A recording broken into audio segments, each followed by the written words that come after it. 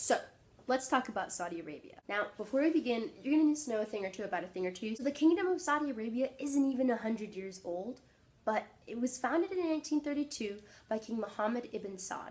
It's a predominantly Muslim country, and today it's ruled by King Salman bin Abdulaziz Al Saud.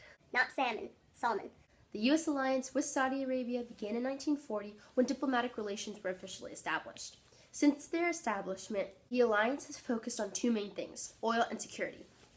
However, since 9/11, our relationship has been on kind of a downward slope. Multiple conflicts with the Obama administration have led to even more tension.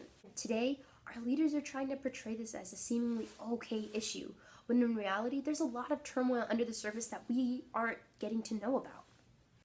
The U.S. needs to end its alliance with Saudi Arabia, because Saudi Arabia is privately funding terrorist groups like ISIS and Al-Qaeda.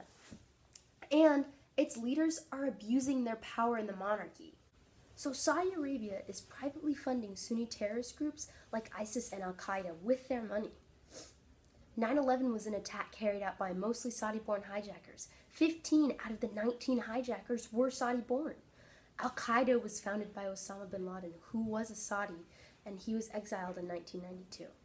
The Iraqi Prime Minister also accused Saudi Arabia of supporting terrorist groups with weapons as well as money. In this quote by him, we see him saying, "I accuse them of inciting and encouraging the terrorist movements.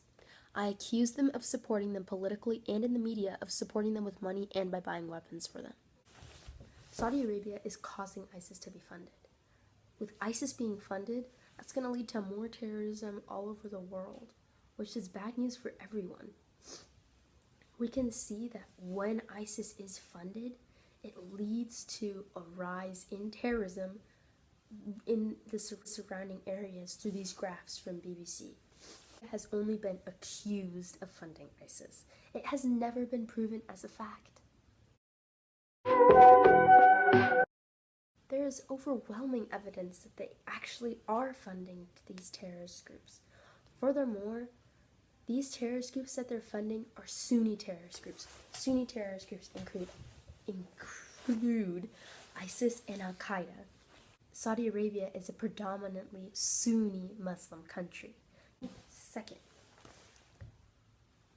Saudi Arabia is funding terrorist groups with money and weapons that the United States is giving them. The United States has multiple arms deals with Saudi Arabia, and I mean, we're talking multi-billion-dollar contracts.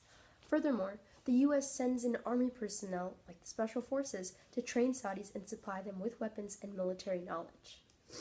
But the United States is giving Saudi Arabia money and weapons. Saudi Arabia gives money and weapons to ISIS. So technically, the U.S. is giving money and weapons to ISIS.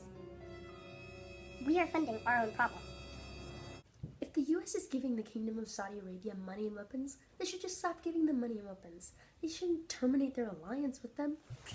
A large part of the U.S. alliance with Saudi Arabia is based off these arms deals. Now, without these arms deals, Saudi Arabia doesn't have that inflow of lots and lots of weapons that they can just hand over to terrorist groups like ISIS.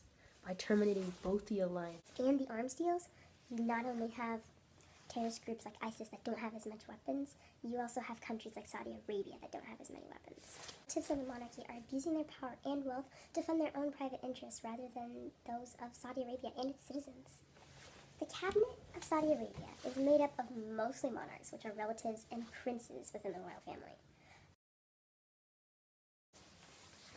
We can see that they also live extremely lavish lifestyles in the fact that King Salman, the current king of Saudi Arabia, has many vacation homes and an extensive security detail of over 100 men.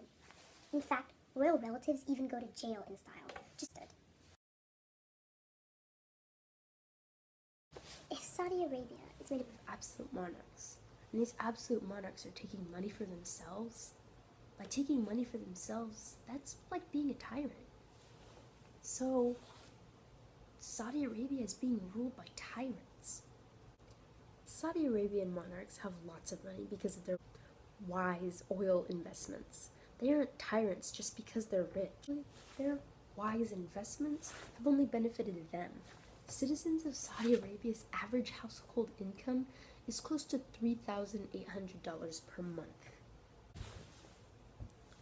Are we funding the country that's giving us the most grief? Are we funding our own problem? If we don't change something now, could we just be funding a war? The answer to all of these questions is yes. Something now.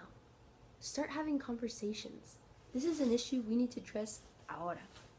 Don't support this alliance anymore.